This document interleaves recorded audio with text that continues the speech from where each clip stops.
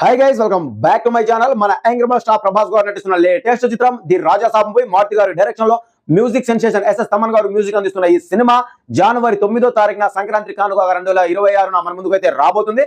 The Raja Saab cinema నుంచి first single and అలాగే trailer, teaser అన్ని కూడా రిలీజ్ చేయడం జరిగింది. ఈ సినిమా ఇక రావడమే ఆలస్యం.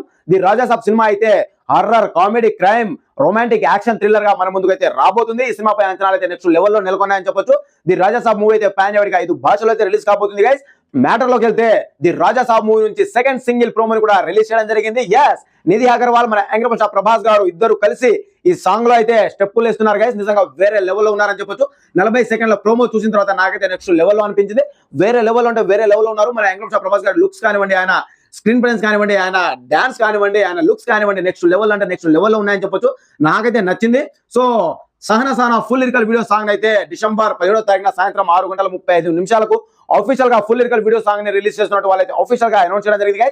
సో ఇక సాంగ్ రావడమే ఆలస్యం. సినిమాకి కరెక్ట్ గా చూసుకుంటే 1 మంత్ కూడా లేదు, 25 డేస్ మాత్రమే ఉంది. ఇక సినిమా వచ్చిన తర్వాత ఇంకా ఏ రేంజ్ లో బాక్స్ ఆఫీస్ ఊచకపోతూ ఉంటుందో జస్ట్ వెయిట్ అండ్ సీ అంతే.